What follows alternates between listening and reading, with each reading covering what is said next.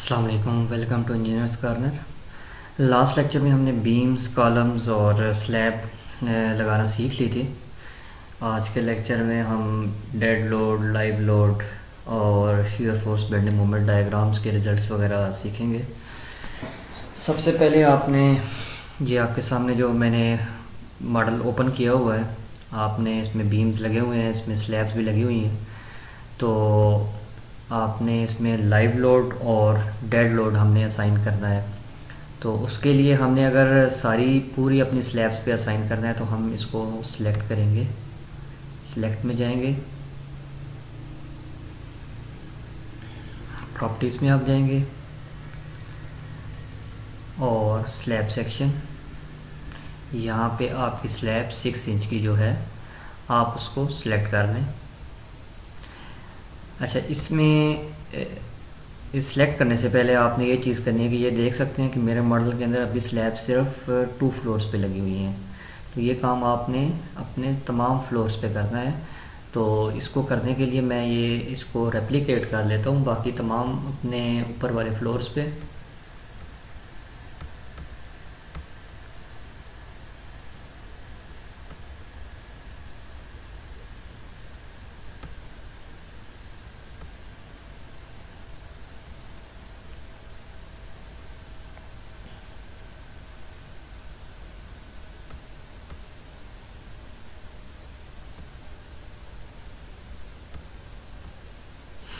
ये जो स्लैब्स हैं और कॉलम्स को आप सिलेक्ट कर लें।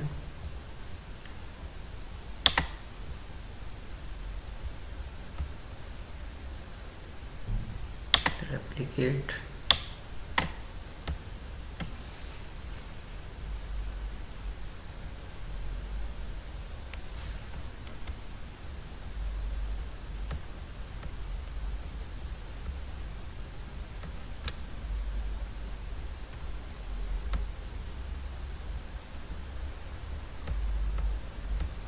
ये देखें ये हमारा सारी स्टोरेज पे रेप्लिकेट हो चुका है। तो इसके बाद अब हम सिलेक्ट करेंगे। अब हमने इसमें लोड डिफ़ाइन करना है। सबसे पहले आप सिलेक्ट में जाएं, सिलेक्ट में आपने प्रॉपर्टीज़ में जाना है।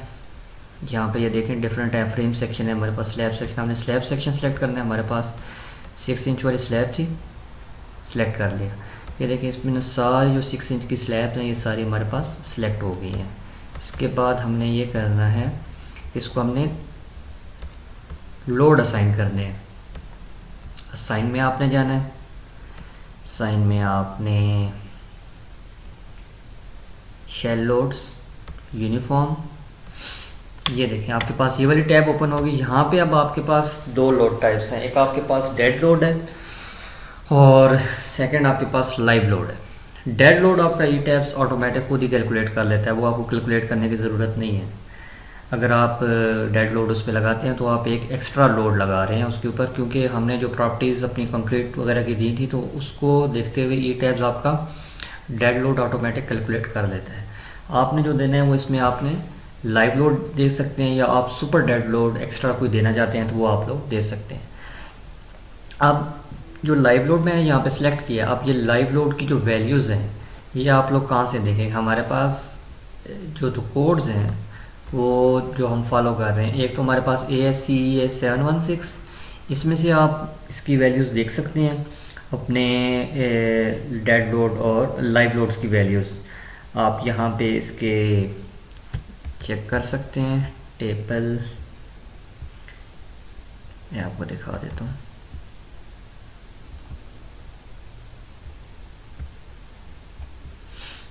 ये देखें ये आपके पास मिनिमम डिस्ट्रीब्यूटेड लोड्स यहाँ पे दिए हुए हैं। आप यहाँ से अपने रिक्वायरमेंट्स के मुताबिक कोई भी वैल्यू जो है वो चूज़ कर सकते हैं।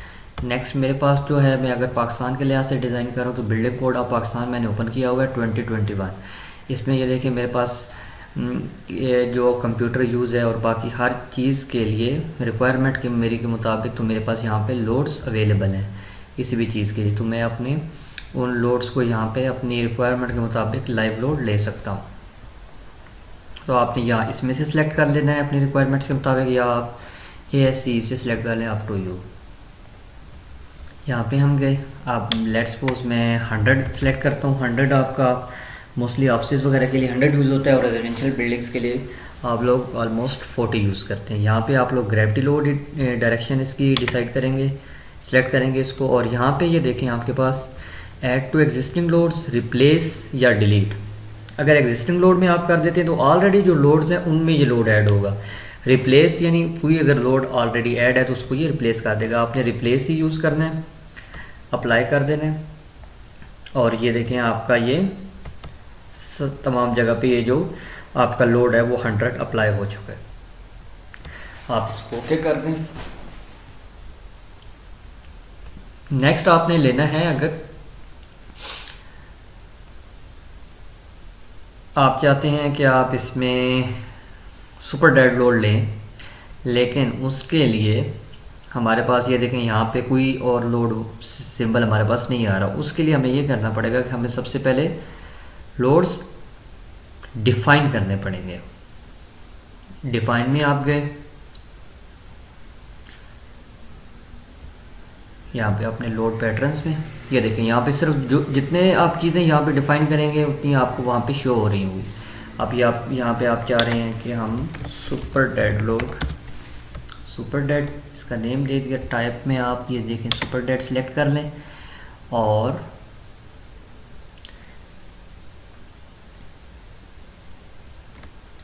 यहाँ पे आपने एक चीज़ का ध्यान रखना है कि आपका जो डेड लोड होगा, डेड लोड का मल्टीप्लायर 1 होगा।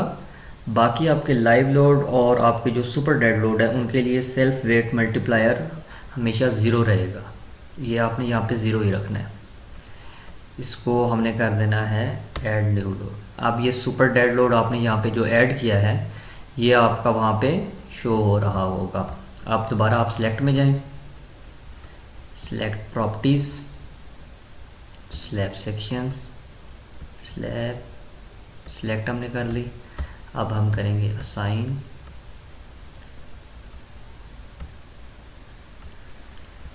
ये देखें आपके पास यहाँ पे आप सुपर डेड लोड शो हो रहा है। आप super dead load let's suppose मैं दे देता हूँ कोई भी, ये तकरीबन आप सुपर डेड 30 या 40 तक हम लोग देते हैं। आप लोग अपने लोड को कैलकुलेट भी कर सकते हैं।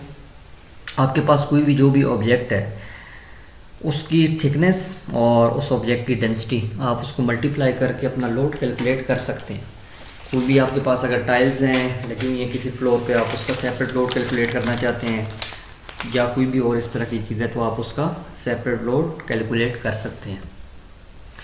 सुपर डेड लोड मैंने 40 ऐड कर दिए, इसको अप्लाई कर दें और ओके कर दें। इसको मैंने क्लोज कर दिया। अब यहाँ पे मैंने लाइव लोड भी लगा दिया है और सुपर डेड लोड भी मैंने लगा दिया है।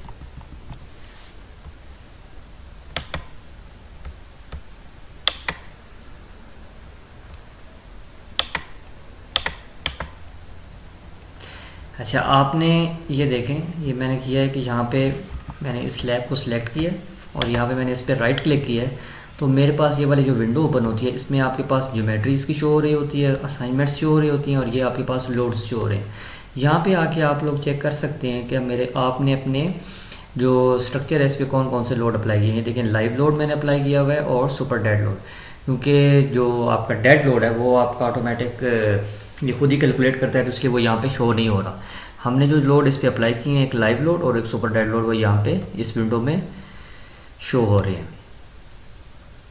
नेक्स्ट स्टेप आपका है आपने इसमें डिफ़ाइन करने हैं लोड कॉम्बिनेशंस।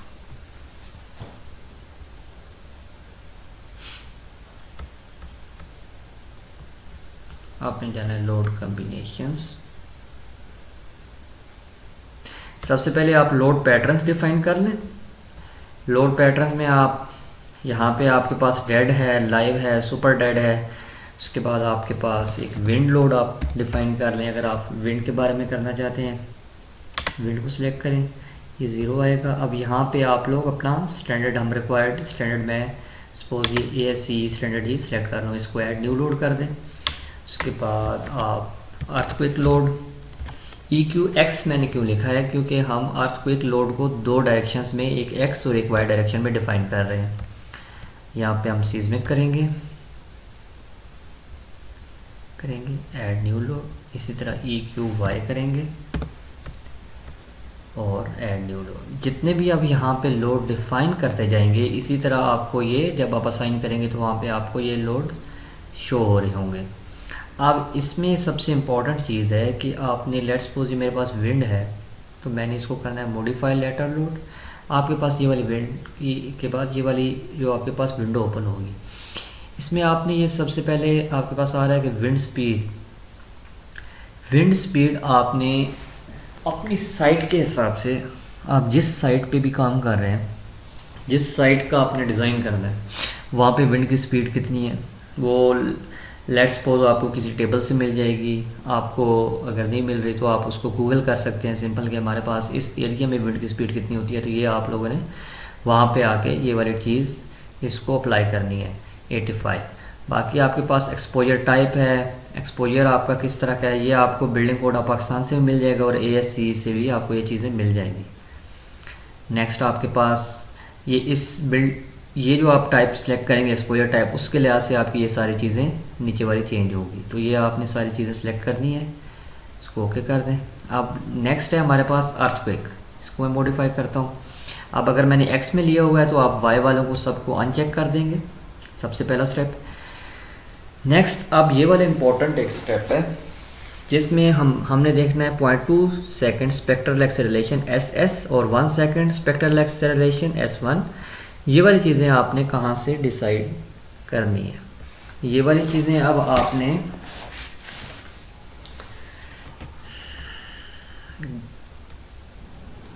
ये मेरे पास ASCE है और ये मेरे पास बिल्डिंग कोड ऑफ पाकिस्तान है। अब मेरे पास जो बिल्डिंग कोड ऑफ पाकिस्तान है इसमें मैं आपको चेक कराता हूँ कि ये कहाँ से हम लोग चीज़ें डिफ़ाइन करेंगे।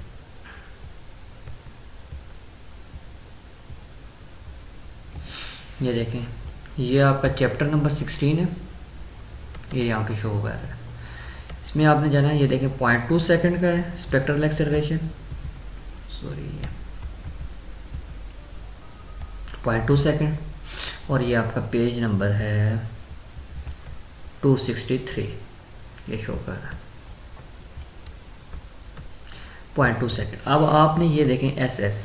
अब यहाँ पे ये अगर लेट्स सपोज मैं पाकिस्तान के लिहाज से अगर डिज़ाइन कर रहा हूँ तो उसको मैं आपको बता देता हूँ कि आपने किस तरह डिज़ाइन करना है। कि आपके ने जो SS सेलेक्ट करना है, आपने अपना रीजन यहाँ से देख लेना है इस मैप के ऊपर कि आप कहाँ पे डिज़ाइन कर रहे हैं। लेट्स सपोज आप इस्लामाबाद में, पेशावर में, कोयटा में, जिस जगह पे भी हैं। अगर मैं यहाँ पे इस्लामाबाद में हूँ तो मैंने उसका देख लेना है कि वहाँ पे उसका कलर कौन सा है और उसके लिहाज से मैंने यहाँ पे आके उसका ये वैल्यू सेलेक्ट कर लेनी है 1.4 से 1.6 के मिड में, या इनमें से कोई भी वैल्यू आप एक ले सकते हैं। लेट्स सपोज मेरा ये वाला बन रहा है तो मैं 1.4 अगर वैल्यूज़ यहाँ पे लेता हूँ तो SS की वैल्यू मेरे पास आ जाएगी 1.4 और इस तरह मेरे पास जो S1 होगा, S1 की वैल्यू आप लोग यहाँ से लेंगे,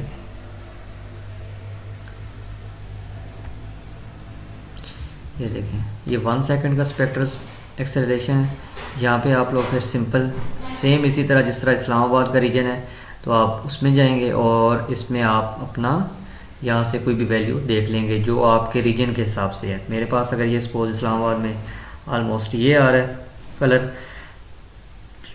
इसमें मेरे पास 0.40 से 0.45 के दरमियान आ रही है तो मैं 0.45 लेट्स सपोज इसको ले लेता हूँ। ये आपका तकरीबन 8 ही रहता है लॉन्ग पीरियड, ट्रांजिशन पीरियड। और ये जो कोफिशिएंट्स हैं, अब यहाँ पे एक चीज़ है साइट सिलेक्शन की, तो कि आपने ये साइट क्लास कौन से सिलेक्ट करनी है। इसके लिए आपको टेबल देखना पड़ेगा।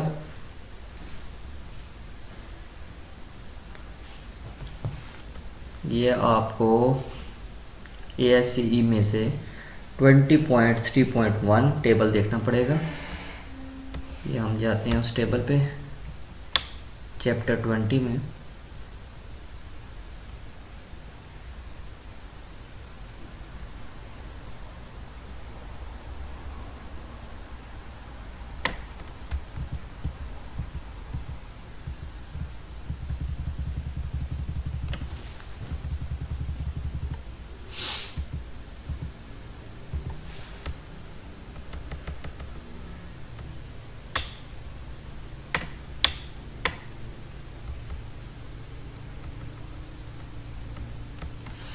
ये हम आ गए हैं chapter 20 site classification procedure for seismic design में।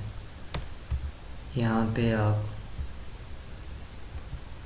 टेबल है हमारे पास यहाँ पे 20.3.1, ये देखें। यहाँ पे इसने दिया हुआ है कि साइट क्लास कौन सी आपकी, ए हार्ड रॉक है, बी भी दिया हुआ है, सी डी ई।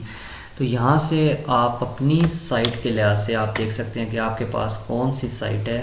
आप जिस साइट पे काम करना चाह रहे हैं तो आप यहाँ से अपनी साइट क्लास, जो भी आपकी साइट क्लास है, लेट्स सपोज मेरे पास सी है तो मैं सी सिलेक्ट कर लूँगा। तो ये वाले कोफिशिएंट्स आपकी उस साइट क्लास के हिसाब से ये ऑटोमेटिक चेंज कर देगा, ठीक है। तो ये आपने साइट क्लास यहाँ से अपनी सेलेक्ट कर लेंगे। नेक्स्ट जो आपके पास ये मॉडिफिकेशन फैक्टर्स हैं, रिस्पांस मॉडिफिकेशन फैक्टर्स, तो ये आप लोगों ने आपने रिस्पांस मॉडिफिकेशन फैक्टर्स ये आपने देख लेने हैं। इसके लिए भी आपके पास टेबल अवेलेबल है।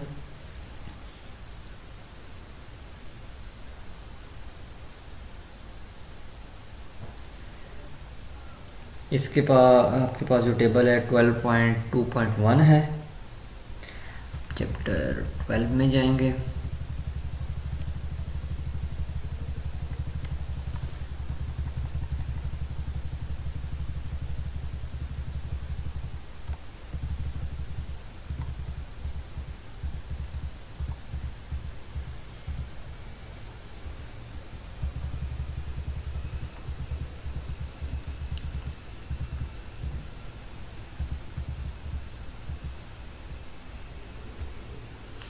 ये वाला जो टेबल है इसमें मैं रोटेट करता हूँ इसके व्यू को, ये देखें 12.2.1। इसमें ये देखें ये आपके पास दिए हुए हैं, ये रिस्पॉन्स मॉडिफिकेशन फैक्टर आपका ओवर स्ट्रेंथ फैक्टर है, ये वाली जो ही चीज़ें यहाँ पे आपको चाहिए, आर ओमेगा। उसके बाद आपकी सी डी की वैल्यू है, ये देखें सी डी की वैल्यू है, ये आपके पास चीज़ें यहाँ पे अवेलेबल है। इसमें आपने अपनी रिक्वायर्ड बिल्डिंग का देख लेना है कि आपके पास कौन सा है। अब मेरे पास मोमेंट रेजिस्टेंस फ्रेम स्ट्रक्चर है, specially reinforced concrete moment frame. तो इसमें मैं गया हूँ, मेरे पास 8 है इसकी वैल्यू आर की, रिस्पॉन्स रिडक्शन फैक्टर की, और ओवर स्ट्रेंथ वाले की 3 है, और आगे 5.5 है आपकी। तो मैं इस लिहाज से अपनी ये वैल्यूज़ मैंने यहाँ से लेके सिलेक्ट कर लिए 8, 3, 5.5। और ये जो आपके पास नेक्स्ट आ रहा है ऑक्यूपेंसी इम्पोर्टेंस, ये क्या चीज़ होती है? ये होता है आपका कि आप जो बिल्डिंग बना रहे हैं, लेट्स सपोज आप एक हॉस्पिटल डिज़ाइन कर रहे हैं या आपने एक न्यूक्लियर रिएक्टर डिज़ाइन कर रहे हैं, तो उसके लिए आपका जो ऑक्यूपेंसी इंपॉर्टेंस फैक्टर है वो उसकी इंपॉर्टेंस बढ़ जाएगी, या 1.5 या उससे ज़्यादा हो जाएगा। नॉर्मल केसेस में आपका 1 रहेगा। तो ये आपने साइट भी सिलेक्ट कर ली, आपने स्पेक्ट्रल एक्सेलरेशन भी सिलेक्ट कर लिया। अगर आपने ये स्पेक्ट्रल एक्सेलरेशन ASCE से देखते हैं तो वो ASCE ने अपने अमेरिकन स्टैंडर्ड के मुताबिक उस रीजन के हिसाब से अपनी उसकी वैल्यूज़ दी होंगी। आप किसी और रीजन में डिज़ाइन कर रहे हैं, आप इंडिया में कर रहे हैं, किसी और एशियन कंट्री में या दुनिया में किसी भी रीजन में डिज़ाइन कर रहे हैं, तो आप अपने रीजन के हिसाब से ये वाली वैल्यूज़ लेंगे और फिर उसके हिसाब से अपनी साइट क्लास जो अब मैंने आपको बताई है वहाँ से आप अपनी आपकी जो भी जिस टाइप की सॉइल है तो आप वो सिलेक्ट करके अपनी ये वैल्यूज़ तमाम बाकी कैलकुलेट करेंगे। इसको ओके कर दें। इसी तरह आपने वाई में जाना है, मॉडिफाई कर देना है, इसको एक्स यहाँ से हम ख़त्म कर देंगे, और सेम जो चीज़ें हमने वहाँ पे सिलेक्ट की थी 1.4 और आई थिंक 0.45 किया था, इसको क्लास हमने सी की थी, तो ये हमने चीज़ें इसमें भी चेंज कर दिया। और इसमें मैंने एक्स को ख़त्म करके सिर्फ वाई को चेक किया हुआ है, इसको ओके कर दें। बाकी इसमें ये देखें, आपने अगर स्नो सेलेक्ट करना है, स्नो लोड है आपके पास, और भी जो भी चीज़ें आप इसमें डिफरेंट अपनी रिक्वायरमेंट्स के हिसाब से कर सकते हैं। इसको हम ओके कर देंगे। ये अब हमने डिफ़ाइन कर लिए लोड्स पैटर्न। नेक्स्ट है हमारे पास लोड कम्बिनेशंस। लोड कम्बिनेशंस के बाद आपके पास ये वाली विंडो ओपन होगी, इसमें आपने करना है ऐड न्यू कॉम्बो। अब आप लोगों ने ये जो लोड कम्बिनेशंस हैं ये आपके पास दोनों में अवेलेबल है, बिल्डिंग कोड ऑफ पाकिस्तान में भी अवेलेबल है और ASCE में भी अवेलेबल है। ASCE में मेरे पास पेज 7 पे ये लोड कम्बिनेशंस अवेलेबल है। इसको रोटेट करें,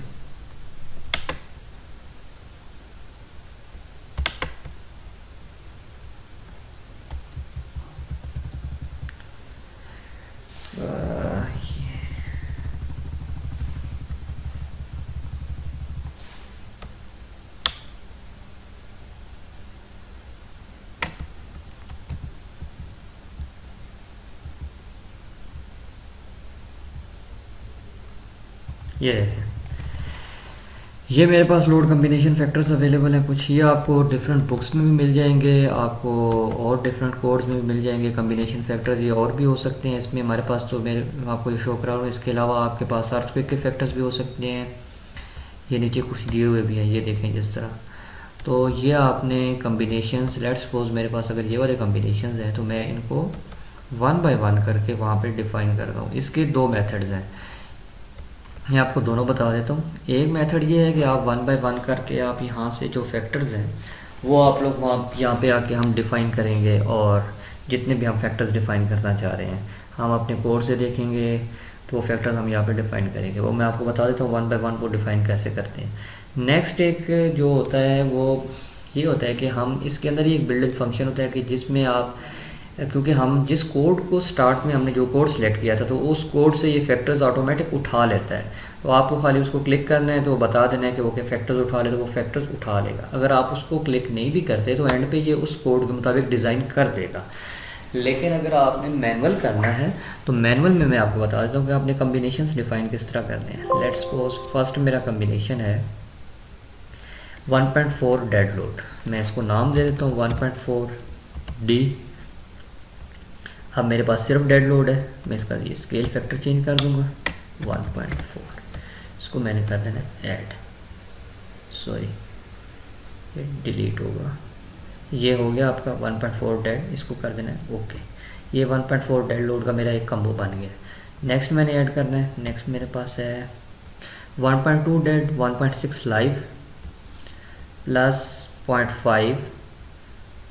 अब ये जो आपके ये वाली चीज़ें हैं ये इनके ऊपर इसने बताया हुआ है कि ये क्या क्या चीज़ें हैं। LR आपका रूफ लाइव लोड है, S आपका होगा स्नो लोड, और R आपका रेन है। इनमें से कोई भी आप एक ले सकते हैं।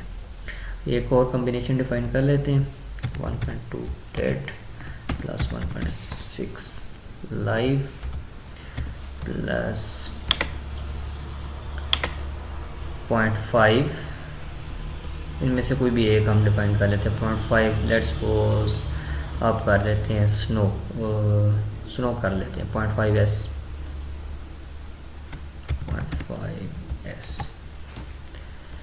अब यहाँ पे हम ऐड करते जाएंगे 2 3। सबसे पहले डेड है 1.2 डेड, और लाइव। अच्छा एक और चीज़ है कि हमने यहाँ पे स्नो लोड ऐड नहीं किया, तो हमें जाके उसमें स्नो लोड ऐड करना पड़ेगा। ये देखें हमने वहाँ पे स्नो लोड लिया नहीं है, तो इस वजह से यहाँ पे ये स्नो लोड देगा नहीं। तो इसको फ़िलहाल कैंसिल करें, इसको ओके किया, डिफाइन में जाएंगे, लोड पैटर्न में जाएंगे, यहाँ पे हमने स्नो लोड ऐड करना है। स्नो ऐड न्यू लोड, इसको ओके कर दें। अब डिफाइन में लोड कम्बिनेशंस में जाएं, add new combo 1.2 dead plus 1.6 live plus 0.5S। ये 1.2 डेड आ गया आपके पास, 1.6 लाइव एंड आपके पास आ गया नेक्स्ट आपके पास स्नो। ये देखें जो चीज़ मैंने वहाँ पे डिफाइन किया वो यहाँ पे शो करेगा 0.5, इसको मैंने कर देना ओके। ये देखें एक और कम्बिनेशन बन गया। इसी तरह आपके पास आपने जितने भी कम्बिनेशंस अवेलेबल हैं आपने वो सारे कम्बिनेशंस यहाँ पे ऐड करने होते हैं। एक तो ये तरीका है कि आप वन बाय वन हर एक कम्बिनेशन यहाँ पे ऐड करें। दूसरा ये है कि ये देखें ऐड डिफ़ॉल्ट डिज़ाइन कोड, अगर मैं इसको करता हूँ क्लिक और मेरे पास है कंक्रीट फ्रेम डिज़ाइन, और यहाँ पे आपने कर देना है convert to user combination editable, ताकि बाद में मैं इसको एडिट भी कर सकूँ। अगर ये करके सिलेक्ट मैंने अपनी बिल्डिंग डिज़ाइन जो भी करना है मैंने अपना सेलेक्ट कर लिया, कंक्रीट फ्रेम डिज़ाइन है, इसको मैं करूँगा ओके। ये देखिए इसने ये सारे जितने भी कम्बिनेशन थे अकॉर्डिंग टू लेटेस्ट कोड आप इसने आपके ई टैब्स ने आपके उठा के लिया है। इसको आप बेशक एडिट मॉडिफाई में जाके चेक कर सकते हैं। ये देखें ये आपका कॉम्बिनेशन है 1.2 1 1.2 dead 1 live super dead 1.2.5 snow है विंड का आपका -1 है, एक में प्लस भी आ सकता है, ये उसकी डायरेक्शंस की वजह से कर रहा है, ये आप चेक कर सकते हैं। ये आपके पास उसने डिफरेंट कॉम्बिनेशंस डिफाइन करके ऑटोमेटिक दे दिए, तो दोनों मेथड्स हैं जिससे आप करना चाहें, आप टू यू। इसको हमने कर दिया ओके।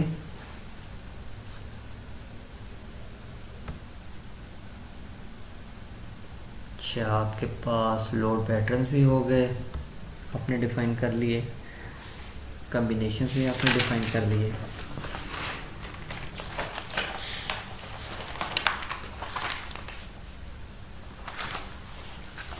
नेक्स्ट स्टेप है आपके पास, आपने अब इनको करना है डायाफ्राम असाइन। डायाफ्राम की जो डेफिनेशन है वो मैं आपको बता देता हूँ। सबसे पहले हम डिफ़ाइन कर देते हैं, डिफ़ाइन करने के बाद add new diaphragm,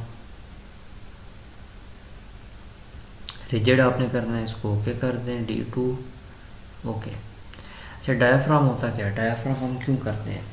diaphragm just like आपने करना है अपने मॉडल को, अपने स्ट्रक्चर को आप स्लेव बना रहे हैं, स्लेव जस्ट लाइक दैट कि अगर आपका अर्थक्वेक आता है या कोई भी स्ट्रक्चर पे इशू आता है तो आपके बीम, कॉलम, स्लैब सारा स्ट्रक्चर एक साइड पे मूव करे, और अगर दूसरी साइड पे कर रहा है दूसरी साइड पे मूव करे। ऐसे नहीं होना चाहिए कि आपका बीम एक साइड पे जा रहा है, कॉलम आपका दूसरी, इस तरह का मसला ना आए।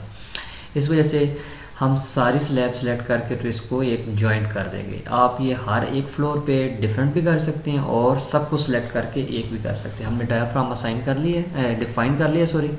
अब आप इसको सिलेक्ट में जाए, मैं अगर लेट्स सपोज सारी स्लैब्स पे करना चाह रहा हूँ, मैं सिलेक्ट पे जाऊँगा, सेम मैंने प्रॉपर्टीज़ पे जाना है, मेरा स्लैब है सेक्शन 6 इंच की स्लैब है, मैंने इसको सिलेक्ट कर लिया तो मेरी सारी स्लैब्स सिलेक्ट हो जाएंगी। सिलेक्ट करने के बाद मैंने क्या करना है, असाइन। साइन में आपके पास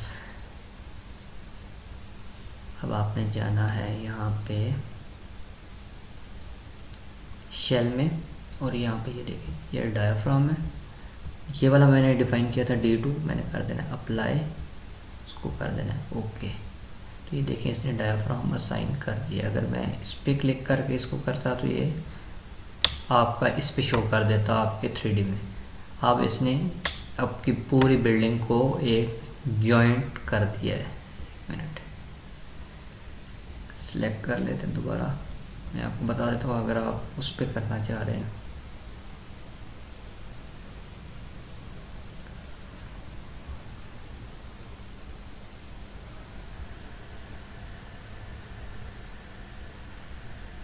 ये देख, ये सिर्फ मैंने आपको बताया है दोबारा करके कि आप इस तरह इस 3D जिस पे आप चीज़ पे सिलेक्ट करेंगे तो आप उस पर शो करेगा, लेकिन आपने ये दो बार नहीं करना, एक ही बार असाइन करना है डायाफ्राम। तो ये इस तरह आपका इसमें शो कर रहा है 3D में भी आपने, लेकिन एक ही बार असाइन करना है। ये डायाफ्राम आपने असाइन कर दिया।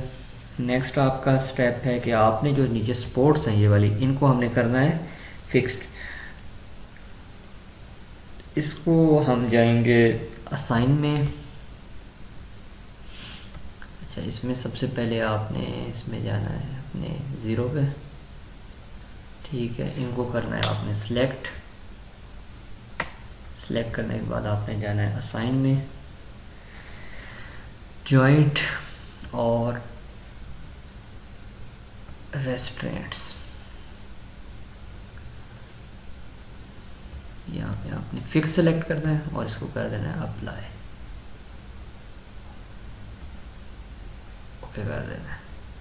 तो ये आपके जो नीचे वाली सपोर्ट्स हैं ये सारी फिक्स हो जाएंगी। ये हमने क्यों किया है, क्योंकि आपके सॉफ्टवेयर को नहीं पता कि यहाँ पे नीचे क्या चीज़ है, क्योंकि हम अभी इसका ग्राउंड मॉडल नहीं कर रहे, तो हम इसको कह रहे हैं कि नीचे ये ग्राउंड है जो आपका फिक्स है, इस वजह से हम इसको फिक्स कर रहे हैं।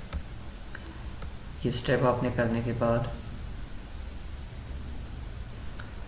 अच्छा ये मैंने आपको समझाने के लिए यहाँ पे बनाया था, आपकी ओपनिंग बनाई थी, तो ये ओपनिंग आपने अगर एक पे बनाई है तो आपने सारी अपने स्ट्रक्चर पे बनानी है। मैंने बाकी स्ट्रक्चर पे इसको रेप्लिकेट नहीं किया, लेकिन अगर आपकी ओपनिंग एक ऑब्वियस सी बात है, एक जगह पे है तो वो ऊपर भी अगर है, बाकी आपकी स्टोरेज पे भी है, तो आपने उसको रेप्लिकेट करना है या दूसरी स्टोरेज पे जाके बनाना है। ठीक है, नेक्स्ट स्टेप आपका है, अब तकरीबन हमारे सारे स्टेप्स कंप्लीट हो गए। हम करेंगे इसको एनालाइज अपने मॉडल को। आप चेक मॉडल भी कर सकते हैं स्टार्ट में, लेकिन अगर नहीं करना चाहते तो आप डायरेक्ट रन एनालिसिस में चले जाएं। अब ये मुझे कह रहा है कि मॉडल आप सेव कहाँ पे करना चाहते हैं। सपोज मैं डेस्कटॉप पे करना चाहता हूँ।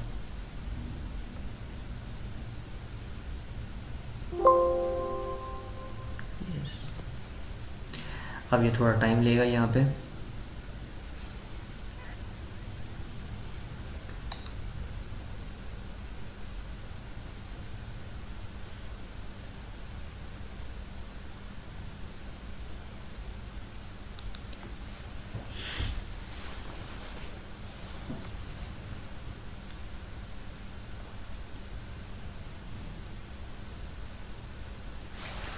मैं देखिए ये शो कर रहा है एनालाइजिंग का।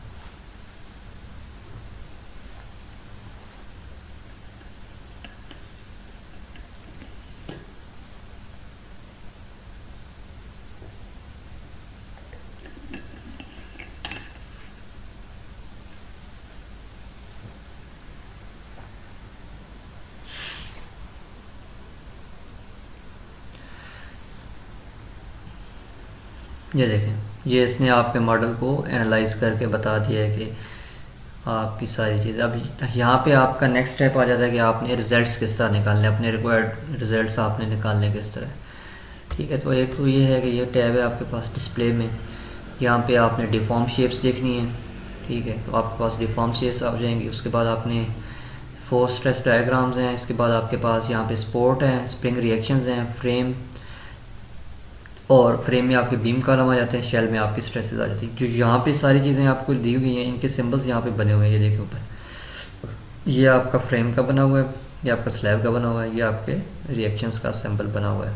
तो हम यहाँ से भी कर सकते हैं और डायरेक्ट मैं यहाँ से भी जाके इसको सिलेक्ट कर सकता हूँ। यहाँ पे मैं अगर क्लिक करता हूँ डिस्प्ले में, ठीक है, आपके पास ये वाली विंडो ओपन होगी।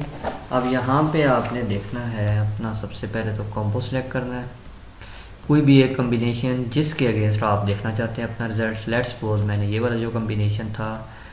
अच्छा हाँ, एक और चीज़ है आपकी जो हम यहाँ पे मिस कर रहे हैं।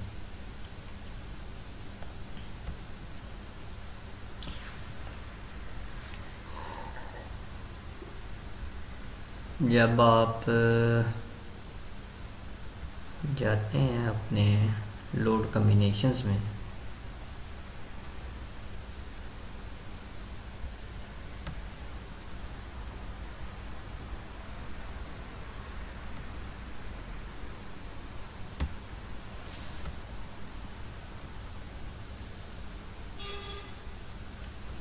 चलें वो चीज़ बाद में देखते हैं।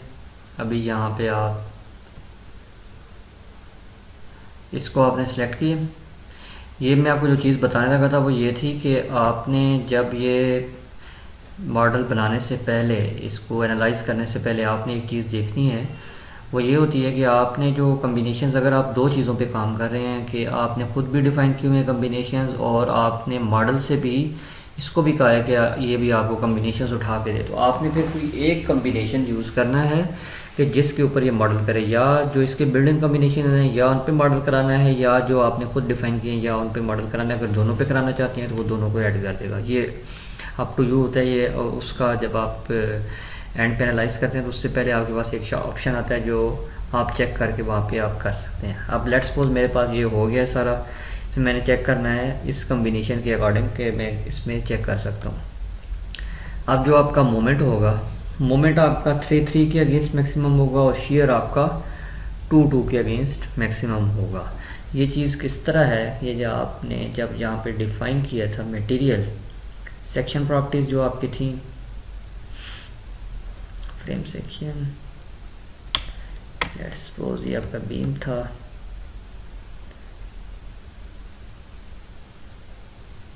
ये देखें इसके कहने का मतलब ये है कि आपका जो बीम है ये 3 3 के अगेंस्ट इसका जो मूवमेंट होगा वो मैक्सिमम होगा, क्योंकि जब आपका बीम बेंड होगा इस तरह तो इस डायरेक्शन में इसका मोमेंट मैक्सिमम होगा और 2 2 में इसका मोमेंट ज़ीरो होगा। ठीक है, इसको हमने अब 3 3 के अगेंस्ट देख लेना है। आप इसको करें अप्लाई, ये देखें ये इसने आपको मोमेंट 3 3 के अगेंस्ट दे दिया है। अब यहाँ पे जाके आप इसको, अगर यहाँ पे मैं चाहता हूँ इसको मैंने यहाँ पे जाके राइट क्लिक करना है, यहाँ पे मैं गया, इसको मैंने यहाँ पे जाके राइट क्लिक किया तो ये मेरे पास ये विंडो ओपन हो गई। इसमें शेयर भी है, इसमें आपका मोमेंट भी है, इसमें आपकी डिफ्लेक्शन भी आप मैक्सिमम कर सकते हैं, या आप यहाँ पे क्लिक करके इसकी हर पॉइंट की वैल्यू भी आप देख सकते हैं। यहाँ पे अगर आप मैक्सिमम पे क्लिक करते हैं तो आपको मैक्सिमम शेयर बता देगा, मैक्सिमम मोमेंट बता देगा और मैक्सिमम डिफ्लेक्शन बता देगा। डन। अब आप 2 2 के अगेंस्ट में आपको कह रहा था 0 होगा, ये आप देख भी लें लाए, ये देखें 2 2 के अगेंस्ट आपका मूवमेंट बिल्कुल 0 है। 3 3 के अगेंस्ट हमारे पास मूवमेंट की वैल्यू शो हो रही है। अच्छा, अगर आप चाहते हैं कि यहीं इसी के ऊपर आप वैल्यू शो कराना चाहते हैं तो ये वाला सिंबल है, इसको आप चेक करें, अप्लाई करें तो इसी के ऊपर वो आपकी लोड की या मोमेंट्स की वैल्यू शो कर देगा। अगर अनचेक करते हैं तो वो नहीं शो करेगा। ठीक है, ये आपका मोमेंट आ गया। अब आपने शेयर देखना है, शेयर में आपको कह रहा हूँ कि 2 2 के अगेंस्ट आपका मैक्सिमम होता है, अप्लाई करें, ये देखें आपके पास शेयर की वैल्यूज़ इसने दे दी है। 3 3 के अगेंस्ट आपका शेयर इसी तरह 0 होगा, देखिए 2 2 के अगेंस्ट मैंने किया।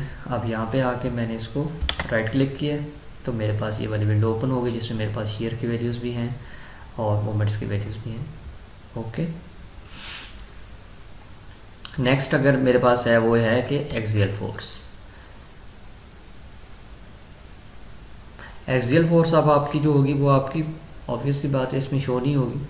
प्लान व्यू है आपका, आपको एलिवेशन में जाना पड़ेगा। एलिवेशन में आपका ये अप्लाई करें, ठीक है, तो यहाँ पे आपको एक्सियल फोर्स शो होगी कॉलम्स की। ये देखिए ऊपर वाली स्टोरी पे कम है, नीचे वाली स्टोरी पे जिस जिस तरह आपका लोड जहाँ जहाँ पे ऑब्वियसली बात है जो आपकी सबसे ऊपर वाली स्टोरी होगी उस पर लोड कम होगा, उससे नीचे ज़्यादा होगा, उससे नीचे ज़्यादा होगा, तो उस लिहाज से आपकी ये एक्सियल फोर्स आपको शो कर रहा है।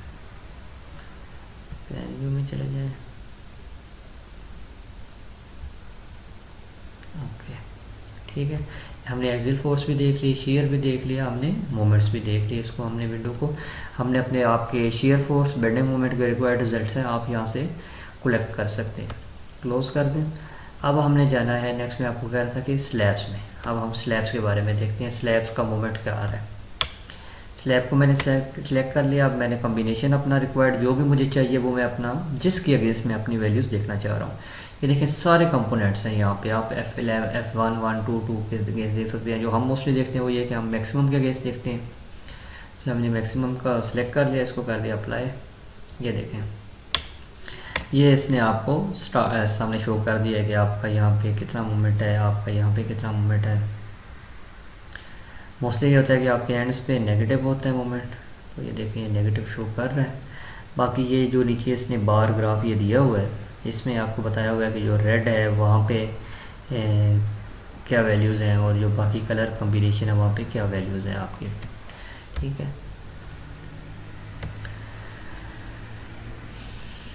तो यहाँ से आप अपनी स्लैब का मूवमेंट देख सकते हैं। इसको हम कर देते हैं क्लोज। नेक्स्ट अगर आप अपने रिएक्शंस देखना चाह रहे हैं Fx के, Fy के, Fz के,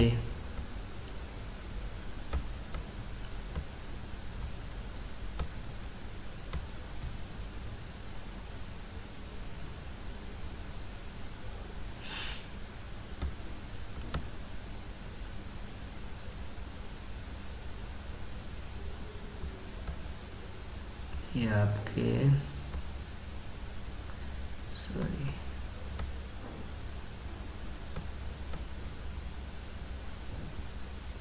ये देखें ये आपकी एलिवेशन है और ये यहाँ पे इसने नीचे ये रिएक्शंस शो किए हुए हैं, ये जो अभी हमने किए हैं। अगर हम ऊपर वाली स्टोरी का देखेंगे तो उस पर भी रिएक्शन शो कर देगा, उस ऊपर वाले पे देखेंगे उस पर भी रिएक्शन शो कर देगा।